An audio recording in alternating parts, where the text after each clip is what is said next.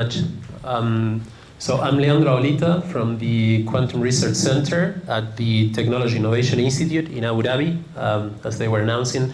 I'm very happy to be here. I was here last year, a few months ago, discussing with Nadav and Ram, and I would like to thank the organizer, especially Nadav, for inviting me here. It's great to be here again. I'm going to be talking about optimizations. I'm going to be talking about explorations towards combinatoric optimizations on near-term devices. And the idea is to play with larger instances, larger instance sizes. Oh, wait, I need to. Right. So let me devote, before we get to the technical part of the talk, let me devote a couple of slides to the institute and to the center, because this is a very young institution, and I want to tell you a little bit of what is going on in Abu Dhabi. So we are in the Technology Innovation Institute. This is a state-owned company, and it's a very ambitious endeavor of the Abu Dhabi government. So there are many research centers. The Quantum Research Center is one of them. We're currently 700 people, approaching 700 people, and we expect to go to 2,000, 3,000 people in the next few years. So it's a really serious attempt to have an excellence hub for applied research in the Arab world, so to say, right? Within TII, there's our Quantum Research Center, which is structured into six main research lines. On the experimental side, we have quantum computing with superconducting qubit devices. We have quantum sensing, and we have quantum communications lab. We also have, on the theory side, these three divisions: quantum physics, quantum algorithms, quantum middleware. I am the director of the quantum algorithms division, right? And I'm going to tell you a little bit of the activity that we do there.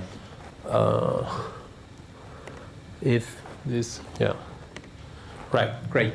So let me tell you a little bit of the main three pillars of the quantum algorithms group. So we do have activity on quantum-inspired algorithms. These are classical algorithms that can be deployed in nowadays technology, and this is great because this allows us to talk also to the industry people. So much of the work that we do go into applications and interaction with industry, and there's lots of activity that we have on this side, especially on tensor network-based algorithms. There's, of course, benchmarking and characterization. This is a big pillar, and Ingo described this on Monday, and this is at the basis of everything that we do on the quantum side, right?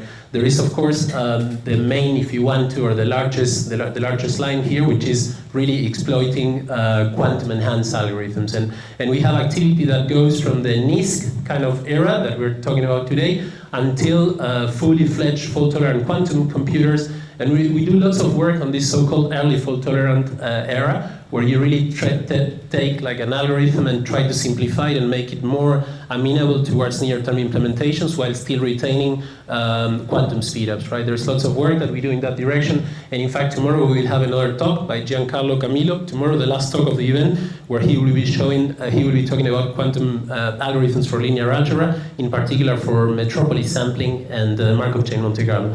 But today, I'm going to tell you something about optimizations, and this is relevant to things that we do on the quantum-inspired side, and of course on the NISQ side, right? So here I'm going to be talking a little bit also of variational quantum algorithms. This is not the main topic of research in our group, but it's one of the research topics, and it fits very nicely into this workshop.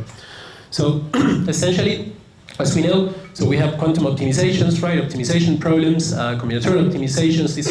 These are like a big promise of fault-tolerant quantum computers. We will have a guaranteed worst-case quadratic speedups in the future when we have fault-tolerant quantum computers, but this is still very far away. And the question that we address in this workshop is, can we do something useful, or at least something interesting, with the quantum computers that we have today?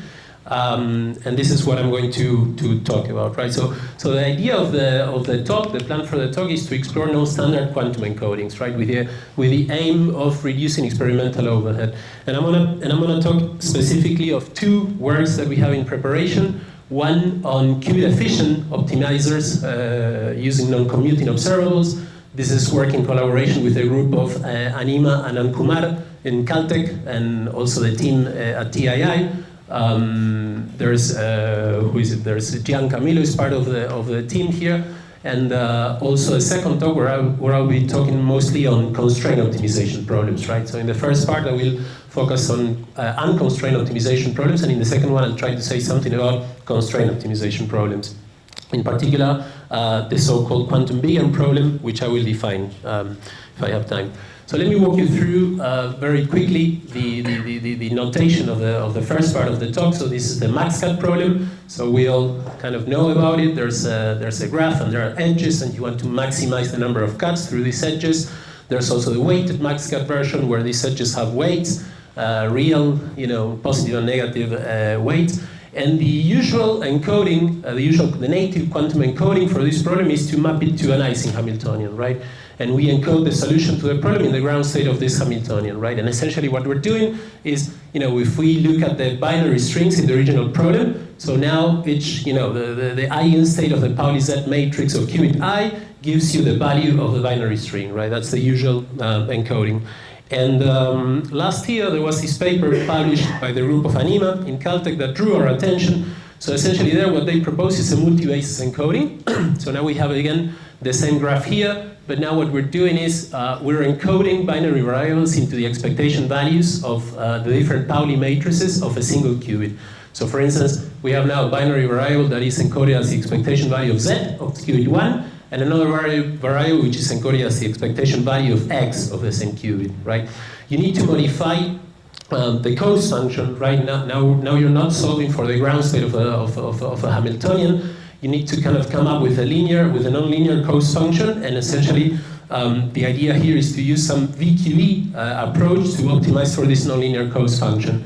And something that drew our attention here is that somehow this nonlinearity, so these are hyperbolic tangents of the expectation values of your Pauli strings on the state that you're preparing on a variational quantum circuit, right? So essentially, like this drew our attention, something that I want to highlight here is that this model seems to train, so these are numerical simulations, and this model seems to train very well deep in an under-parameterized regime, right? The number of layers and the number of circuit layers and the number of parameters that they use is much smaller than the Hilbert space dimension of the relevant system, right? So this drew our attention, and of course, the obvious question is why stop at the single qubit Pauli level? There are 4 to the n Pauli strings for n qubits that you can take advantage of. And also, where is the sweet spot, right? So in the end of the day, I want to be clear. I'm not going to claim any computational runtime speedup here, but this is an exploration to look at different ways to encode classical binary variables of optimization problems into quantum hardware, right? So what we did was to essentially take and generalize this. So now what we're gonna be using is like a 2-qubit encoding. This is like the simplest case that you can go in the multi-qubit regime. So we're going to take expectation values of 2-qubit Pauli strings, and we're going to round them up. You need to round them up because in the end of the day you want a solution which is given by a binary string, and so you train the model with the expectation value of a 2-qubit Pauli matrix, and you optimize your loss function, but in the end of the day you need to round up to get again binary strings, right? So essentially what I'm showing here is the encoding, right? So we have like a 9-vertex graph here, and what we do is now we map it into a 3-qubit system where the different nodes, the binary variables of the nodes are obtained as expectation values of different products of Z, X, and Y over these 3 qubits, right? So we have a quadratic compression in terms of number of particles, right? In terms of size of the register. You want all these expectation values to be able to take a value plus beta and minus beta. You would like beta to be as close to 1 as possible, because again, like you need this encoding to represent binary strings, but there are frustration effects, and it's easy to show that the magnitude of this beta is upper-bounded by a quantity that goes as 1 over the number of qubits. And that's why we need to adapt this cost function and put some factor n here, but it's essentially the same, it's a similar construction to the case that they had in the single qubit regime. We need to also put a penalization term, so essentially what this penalization term tries to do is to keep all expectation values as close to 0 as possible, because you don't want any of the expectation values of your encoding to be too close to 1, because this will screw another expectation value that you need, right? But I don't want to enter into details of the regularization function.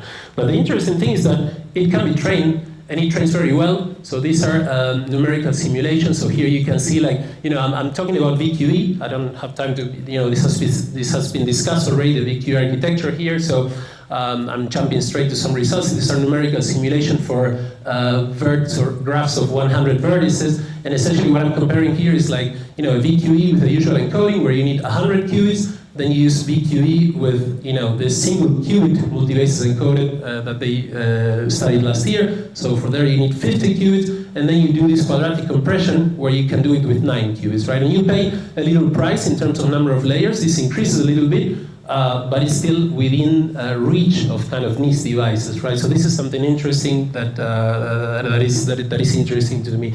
And what we did, apart from these numerical simulations, was to really, now that we have these computers coming online, so you can really go and play in the lab and do some experiment. And so we take, for instance, we did an implementation, a deployment. So again, we didn't train it. We kind of, this was trained offline, and then we did a deployment on quantum hardware on IonQ. And essentially what we see, so this is very preliminary, so we're still taking measurements. And so what we can see in blue is like the evolution of the loss function for 4,000 shots, right? And in orange, what we have like the noiseless case, where we simulate also a statistical fluctuation. So we can see that we're converging. And this is like the actual value of the cut that we got for the 4,000 shots that we have. We're much better than what we should do. This here is 3 sigma. This is the size of the 3 sigmas that you would get if you would simply choose your partitions randomly, right? So that's like the most stupid thing that you could do. And this is the infinite statistics case, right? So this was trained only for 89% accuracy. And it's an interesting thing. Like, in a sense, this is the largest max-cut instance that has ever been deployed in quantum hardware. There are, of course, the experiments on spin glasses in D-Wave, and there are the experiments on maximum independence set in Rydberg atoms in Boston, but that's a different type of model. So we claim that this is like the largest ever deployed max-cut instance on quantum hardware, right? Which is, again, interesting. I'm not claiming any computational runtime speedup, but it's interesting to look at what happens with this type of encodings. I want to conclude the first part. I want to say something about constraint optimization problems. So the idea here, again, was that non-commuting Paulis can encode QUBO with QUBO problems with quadratically fewer qubits. We have a very large instance of max-cut implemented on quantum hardware, and there are more explorations to do. Of course, this was trained offline, so it's a big open question whether this can be useful in practice, and in particular to be trained experimentally, right? But this is work in progress that we're doing in Abu Dhabi. But let me devote a couple of minutes to the second part of the talk, where I want to talk about constraint optimization problems. So how much time do I have? 12 minutes, excellent, great. So, like I was saying, so in the previous part, essentially I was talking about max-cut. Max-cut is a case of unconstrained optimization problems. But in practice, this is not what happens. Like I said, we're interested in applications, and most of the cases you have optimizations for applied problems. They come in the form of constrained optimization problems, right? You don't have like the nice, QUBO is very nice for us doing quantum. This is like the native encoding for a quantum optimizer, so to say, but this is not the way that problems in practice come. And a large class of problems come in this form, where you have, again, a binary function, a quadratic function of some binary string, but with some constraint. And in particular, we're going to focus here on the case of equality linear constraints, right? So this is what I call LCBO, like linearly constrained quadratic optimization, right? And so the main, when we need to solve it with some quantum hardware, first thing that we need to do is to get rid of the constraint, right? And this is like one usual approach is like, okay, we lift it to a penalization term, to a quadratic penalization term in the cost function, and we put some constant, some multiplicative constant m in front of it that has to be large enough so as to penalize unfeasible points, right? You want now you have like a QUBO reformulation of the original constraint optimization, and you want the minimum of this QUBO reformulated problem to happen within the feasible region of the original problem, right? And the way, for you to do that, M has to be large enough, right? So this equality needs to hold. This is what we call an exact reformulation. So here I'm focusing on the case where we're interested really in an exact reformulation. I want to find the exact solution of the problem, not necessarily an approximation, but similar ideas can be adapted to the case where you want to think of approximate solvers, right? And so today, if you look at the libraries, like quantum computing libraries, so essentially what you will find is that this value of M is calculated by the L1 vector norm of the vector consisting of all the entries of your matrix, essentially, right? And this can be easily computed, but it happens to be very large, unnecessarily large. And so what happens is that the larger this M is, then you have a little problem there because this impacts on the spectral gap of the resulting Hamiltonian. Remember that I was saying that usually, so what you do is you encode this into some Ising Hamiltonian and then you solve this on a quantum computer or some NISQ device, right? And so what happens is that the larger you take M, the smaller the spectral gap becomes, and then you have a problem in runtime, right? So for example, if you want to do some adiabatic ground state preparation, the runtime of the algorithm is more or less dominated by 1 over the spectral gap squared. Or if you want to do, like with some digital quantum computer, if you want to simulate imaginary time evolution and cool the system down, the inverse temperature up to which you have to cool goes as 1 over the spectral gap. So the smaller the spectral gap, the larger the runtime of the quantum algorithm. And we want to solve this problem, right? We want to have the idea here is to have a technique for finding a better value of M that you can calculate in a practical way, right? So in a sense, this quantum big M problem is even more daunting than in classical computer. This also appears in digital classical computer, and it's connected to the precision that you have there, but here it's connected to the spectral gap of the resulting Hamiltonian. So of course, okay, how small can this M be, right?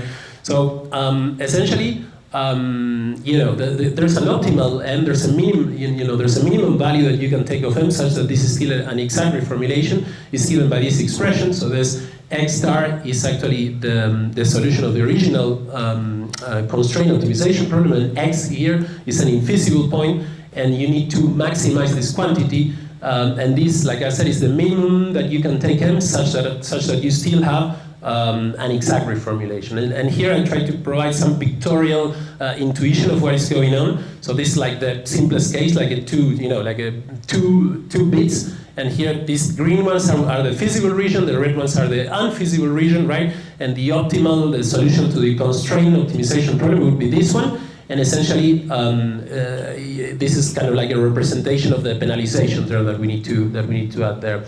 And again, but of course, we would like to get as close to this one. We would like to have a way of getting an M that is as close to the optimal one, but this is very hard to calculate. So the only way I know how to calculate that is to solve the entire optimization problems. And we want to develop a more easy, a practical way to get a better value of M than the usual one that is being used currently, right? So what we propose is a very simple, it's a very simple scheme. This is a very simple observation. So let me call X feasible, some feasible point that satisfies the constraint of the original optimization problem. And then we take this, let F, U, and C be some lower bound of the unconstrained function, right? And so what we propose is simply, well, the claim here is very easy to show that the maximum between 0 and this difference here, so this is the objective function evaluated in this feasible point, this gives an exact reformulation. It's very simple to show that, so let me go through it. So here we take, so X M star is the defining point of the optimal big M, and it's an infeasible point, and so since it's an infeasible point, the denominator is larger than 1, so I can really use this to lower bound this quantity by this, and now we have this guys here, so X M star is an infeasible point, and then I can use the fact that X is an infeasible point, and therefore it gives an upper bound to F X star, right? So essentially what I'm doing is to claiming, yeah, okay, so since this point is any feasible point, this guy here is larger than this one, and since this is a lower bound to the global unconstrained function, it has to be smaller than this one, and then this follows, and we have a reformulation of them, right? So it's a very simple thing. we can discuss more about it, but essentially this gives like a universal recipe to find values of big M.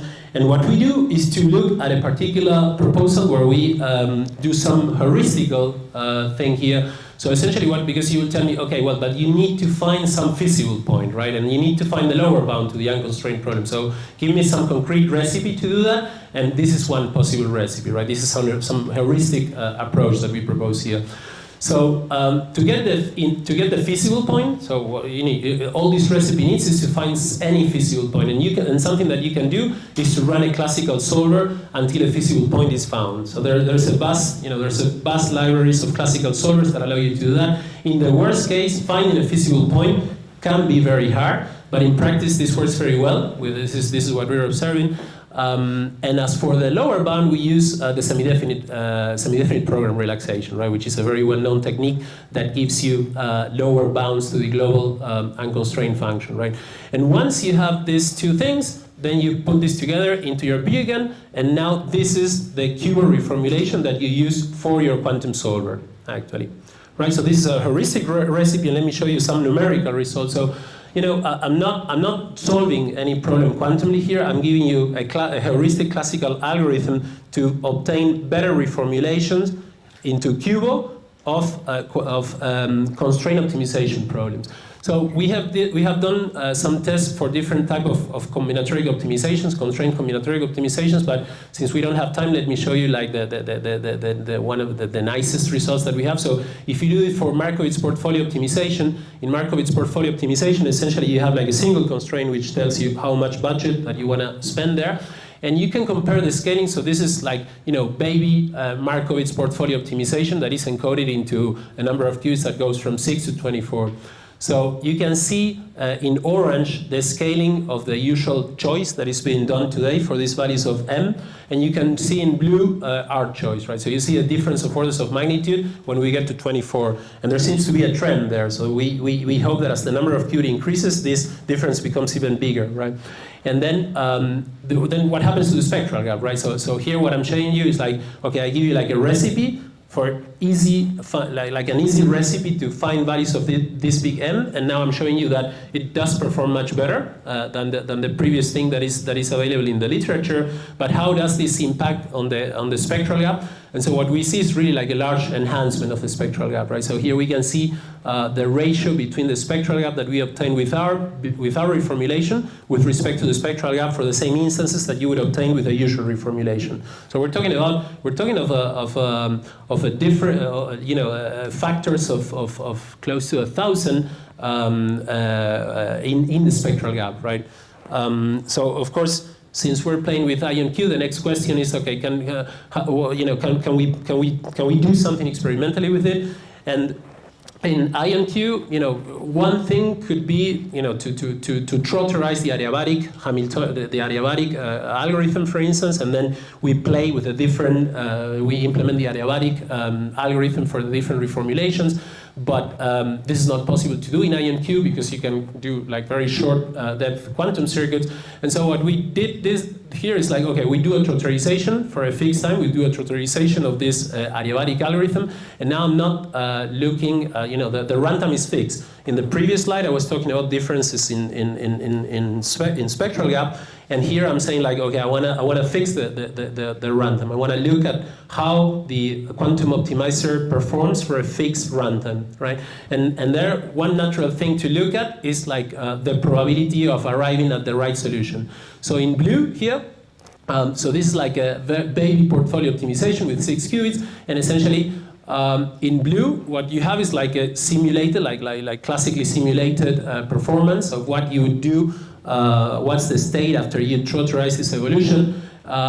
In orange, you have the experimental results that we got from IonQ. And in green one, you have a numerical simulation of the noisy quantum circuit, right? So we're still running experiments here. So the experimental, with the other choice of them, I'm mixing things. So again, the blue one and orange one are our choice of M blue one is theoretical, and orange one is experimental, and green one is with the other choice of them, right? But simulated. So experimentally we would be even worse than this.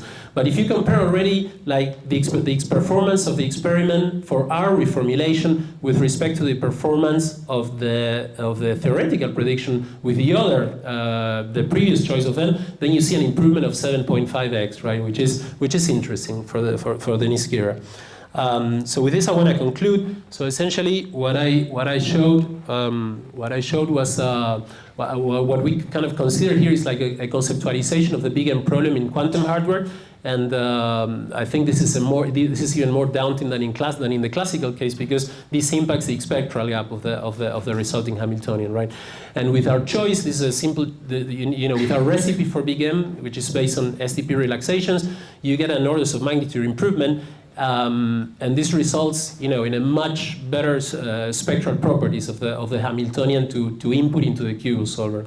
We did we're running experiments too. So again, this is another paper in preparation. This is also in collaboration with Ingo, who's here. And I want to say that, although this is of course relevant for the NISQ era, this is also relevant for fault-tolerant quantum computing, because if you have a reformulation into QUBO with better spectral properties, this is also relevant for cooling, for instance, right? So I want to finish with this. I want to show a picture of the group. The group is growing a lot. I arrived there 2.5 years ago. The first people to arrive there was Ingo and Jan. They arrived 2 years ago, and the team is growing and growing and growing. In fact, like I said, there are positions available, so positions in all ranges, from interns up to lead scientists, and also even project managers with some technical background. So it's really a big thing. It's growing, and this is the people that share this space. So here is Ingo, here is Jan, who's going to speak tomorrow. Here is Sergi, he was involved also on the big M problem, and Eduardo is the main force there. Marco and Lucas are involved in the multi-basis encoding. They're the main driving force. Jan participates there. It's really a nice bunch of people that we've managed to catch there for Abu Dhabi. So thank you very much for your attention.